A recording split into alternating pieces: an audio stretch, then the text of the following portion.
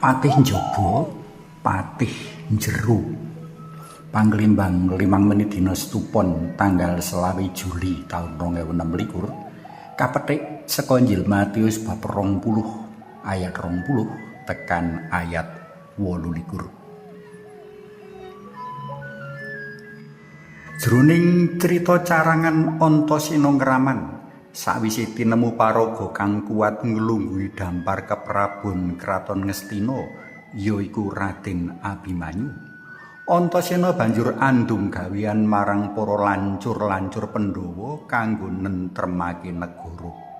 Pancawala kaangkat dadi patih njero, dene Antasena dadi patih njaba.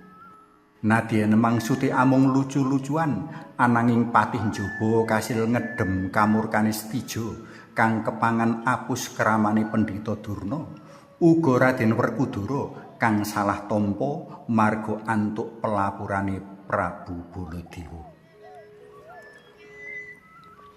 Gegambaran crita wayang ing Cecala sajak luwih gampang kanggo nglelimbang waosan dina iki. Ing waosan kacaritakake menawa kanthi kalarapake dening biyunge Ibu Zebedeus, Santo Yakobus lan Santo Yohanes padha nyuwun kalungguhan marang Gusti Yesus rikala tembe jumeneng nata, siji lenggah ing sakiwa tengen dalem, siji lenggah ing tengen dalem. Kaya dene tatanan jumenengan ing kraton-kraton ing donya, lungguh sakiwa tengen dalem Gusti nggambarake tutuke kamukten minangka ganjaran marang wong-wong kang wis nglabuhi ratu Gustine.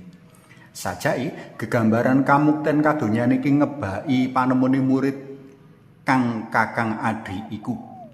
Nadyan wis kawedhar menawa Gusti Yesus mujudake sang jinebatan, panemune wong sakloron ngenani sang jinebatan ora beda karo panemu lumrahe wong-wong Israel. Sawijining pemimpin kan nguwali bangsa Israel saka panjajah banjur ngedegake negara anyar kaya dene kang dumadi rikala Daud madeg raja Israel biyen. Nanging paring wangsulan dalem Gusti Yesus bali mbuka kekeran bab jati diri sang jinebatan utawa Sang Kristus. Kawedharake menawa Sang Kristus pancen bakal nandhang nampa kamukten, ananging kudu merantasi kaya dhisik nebus dosa manungsa.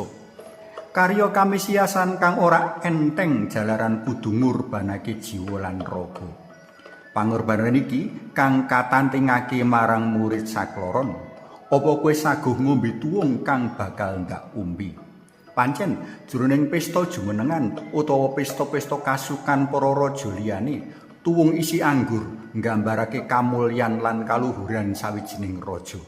Ananging jroning piwulang lan ayan dalem Gusti, tuwung isi anggur mratelake pangorbanan jiwa raga kang kawiwiti kanthi kasangsaran. Monggo sami kapirsani Injil Matius bab 26 ayat 39. Kanthi mengkono Gusti Yesus nanting kasaguhan murid sakloron kanggo nandhang sangsara kaya Gusti Yesus alami sadurunge mengku kamulyan langgeng. Ananging ana wedharan dalem kang prayoga kalelimbang luwih jero. Bab sapa kang lungguh ing sakiwa tengenku kasumanggakake kersane Allah Yang Rama. Kersaning Allah Yang Rama sing endi? Sing mapan ana perkara iki.